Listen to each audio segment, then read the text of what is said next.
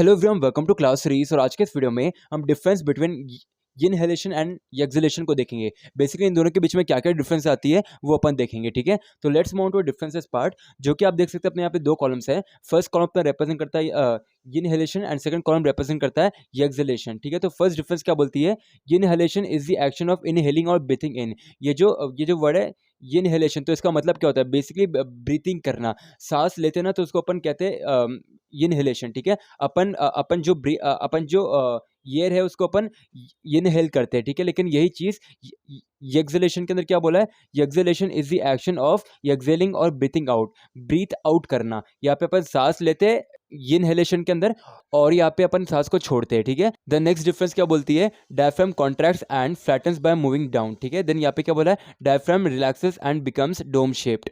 Third difference क्या बोलती है, rib cage moves forward and outward. जो इनहेलेशन के टाइम में जो रिब केज होता है वह आगे की तरफ मूव करता है और बाहर की तरफ मूव करता है, आउटवर्ड। ठीक है, लेकिन यही चीज एक्सहेलेशन के अंदर क्या बोला है, rib cage moves downward and inward. जो जब भी ये प्रोसेस कैरी ऑन होती है एक्सहेलेशन में, जब भी ये एक्सहेलेशन के प्रोसेस कैरी ऑन करते हैं तो जो रिब केज होता है ना वह डाउनवर्ड मूव करता है और साथ में अंदर की साइड मूव करता है, इनवर्ड। ठीक है, द नेक्स्ट डिफरेंस क्या बोलती है, size of the chest cavity increase. जब भी अपन सांस लेते हैं, इनहेल करते हैं, तो जो चेस्ट की साइज होता है ना, चेस्ट का चेस्ट कैविटी का जो साइज होता है ना वो बढ़ जाता है, इंक्रीज हो जाता है। ठीक है, लेकिन यही चीज़ एक्सहेलेशन के अंदर क्या बोला है, size of the chest cavity decrease है, जो अपन एक्सहेल करते हैं। देन नेक्स्ट डिफरेंस क्या बोलती है, लंग्स आर इनफ्लेटेड। जब भी अपन सांस लेंगे तो हवा आएगी, एयर आएगा ना, तो इसलिए यहाँ पे बोला है लंग्स आर इन्फ्लेटेड। ठीक है, लेकिन यही चीज़ एक्सहेलेशन के अंदर क्या बोली है, लंग्स आर डिफ्लेटेड। ठीक है, द नेक्स्ट डिफरेंस क्या बोलती है, oxygen is taken into blood. जब भी अपन सांस लेते हैं तो अपन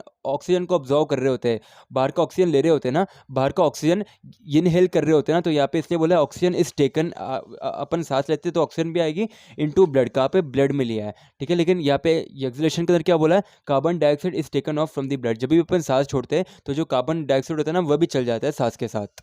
द नेक्स्ट डिफरेंस अपनी क्या बोलती है, inhalation is an active process since there is muscular contraction. यहाँ पे मस्कुलर कॉन्ट्रैक्शन होता है, तो इसलिए यहाँ पे अपन इसको कौन सी प्रोसेस कहेंगे, एक्टिव प्रोसेस। ठीक है, देन यही चीज़ एक्सहेलेशन के अंदर क्या बोली है, exhalation is a passive process since there is no muscular contraction. यहाँ पे कोई भी मस्कुलर कॉन्ट्रैक्शन नहीं होता, तो इसलिए यहाँ पे बोला ये एक पैसिव प्रोसेस है।